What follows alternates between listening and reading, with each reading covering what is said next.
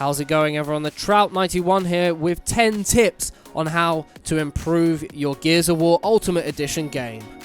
Tip number 1, learn where the power weapons spawn on the map. The power weapons dominate the map and they're much more powerful than your regular guns. You'll get easy kills with them if you manage to pick them up and learn just how to utilize them. Everyone runs straight off the break of spawn to the power weapons to try and dominate them because of how effective and how much they control a map.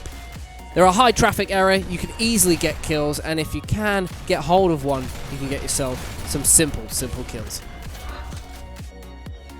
Tip number 2. Don't scumbag power weapons, okay? Do not scumbag a power weapon. If you're just looking to pick up a power weapon just because you think it looks cool and you want to try something out, don't do it. You're going to piss everyone off. You're certainly going to piss me off. It's not funny, okay? There are people out there who can use those power weapons much more effectively than you. And it's fine every now and then if your team's dominating and no one's around it. Yeah, go ahead, pick it up. But if there are like a line of people looking to pick that power weapon up because they are actually useful with it, don't just pick it up and do nothing with it. Don't pick it up and just give it away because that's no use to anyone and you're a scumbag. Please don't do that. That's not even a tip. That's just a don't do that. That's common courtesy. That's just some advice. That's not a tip. That's advice. Don't do it, okay? Glad we sorted that out. Tip number 3. Learn how to wall bounce in fights. It's actually quite an easy mechanic, but to master it can be quite difficult. It's simply getting into cover or using the wall to bounce off it during a fight. And all you simply have to do is use the cover button, which is A on most people's consoles, to get into cover. Once you're in cover, you can bounce off the wall by moving yourself off it and shooting your gun. You should use it in between shots of your Nasher, which is when you would mainly use the wall bounce feature. It makes you very difficult to attack because you move the quickest when you're getting into cover. If you're getting into cover that isn't necessarily a wall, you can actually get a decrease in your hitbox because your character's model will decrease in size. You can use it to out-juke your opponent and it'll make you so much harder to hit, so you can turn fights into your favor. Tip number 4. Understand when to use certain weapons.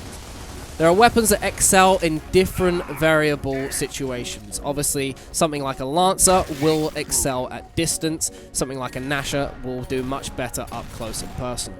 You have to make sure you're fully aware of where your opponents are and what situation requires what weapon. If you're running into fights with sniper rifles, you're going to have a really difficult time. It's going to be very hard trying to hit someone's head, which is why you should stick to a distance. If you're ever unsure of a situation, going around a corner or entering a building, pull out your Nasher because you never know what is around the corner. If you've got a nice line of sight, pull out your Lancer and just spray down anything that comes towards you. Tip number 5. Use your camera to spot people out. Because of the way this game works, being third person, you can actually use the camera to spot people around walls. Now you can use this to easily catch people out and get some easy kills. It also means that you're not very obvious to the opponents on where you are, and you won't be able to be caught if you're leaning up against the cover. Because even if you are leaning against the wall, people can sometimes see your shoulder, your arm, your leg, or even your gun poking out. So making sure you stand behind a wall and using your camera to look around can really benefit you. Tip number 6. Learn character model mechanics. This is probably the best tip you're ever going to get when it comes to Gears of War, is learning how the character's body and the model works. Especially when they're coming out of cover. You can actually predict exactly where their head is going to be, and it's the most useful tip for people learning to snipe. You'll easily be able to pick out and estimate where their head is going to be because every single time it is always going to be in the same situation. There are more situations where this applies. For example, if someone does a roll towards you or in a direction, they will, once they've come out of the roll, they'll be standing still for a small amount of time, which you can actually pick off their head and it will always be in the same place. Their head never moves. The head does not move at all, so it's very easy to pick off headshots by estimating exactly where the head is going to be.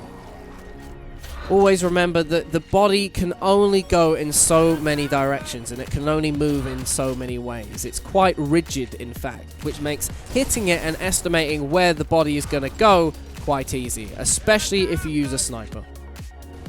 Number 7, active reloads are very important in fights. If you're going up into fights and you're wondering how you're losing them by putting more bullets into them, the chances are that guy has used an active reload. An active reload is a perfect reload where you get it into the white small bar on your reload. This actually gives your bullets a power boost for a short amount of time, so make sure you use them. Maybe next time you go into a fight, expend a couple of bullets so that if you are going to go into a fight, you can get an active reload going into it. Tip number 8, practice hip firing with a Nasher. By being able to hip fire with a Nasher in a duel, it makes you so much more mobile as a character. If you can utilize hip firing, or as some people call it, blind firing, it means you're so much more mobile moving around in a fight, and you don't have to aim down your Nasher's sights with the left trigger, making you so much more mobile. You actually notice when you do that, you slow down and become less mobile, meaning you're a much easier target to hit, and it makes it much harder for you to wall bounce and move around your opponent. Number 9, avoid making hero plays when you can. This sounds like such an obvious tip to give away, but you'd be surprised at how many times people think they're godly and almighty and they can just rip snort through other people. Do not go and try and take on multiple enemies if you cannot do it, because it is just going to end badly for you, especially if you've got a power weapon. You will just give that up to the other team. You'll give up map control, you'll give up another life, especially if you're playing a life-dependent game mode to the other team. It's not a good idea. Just stick with what's smart if you're not sure what to do. And finally, tip number 10, if all else is failing, stick with your team. Again, this sounds like such an obvious tactic, but you'd be surprised at how often people forget about their teammates and how powerful you are in numbers. You can easily overcome any player and any team if you are bunching up in numbers and trading away effectively. The amount of firepower that you can put down as a team is ridiculous, and you can easily put people to rest if you work as a team. Just by sticking together, if you do for some reason end up going down, someone can easily pick you up and help you get back on your feet. It also gives you a much easier time at taking over power weapons, and if you do for some reason learn a power weapon, you can easily get it back by overwhelming them with power. I hope you enjoyed the video, and do hit the like button if you have enjoyed it. Anyone that you think could benefit from these tips, do feel free to share the video with them, and I will see you later. Peace out.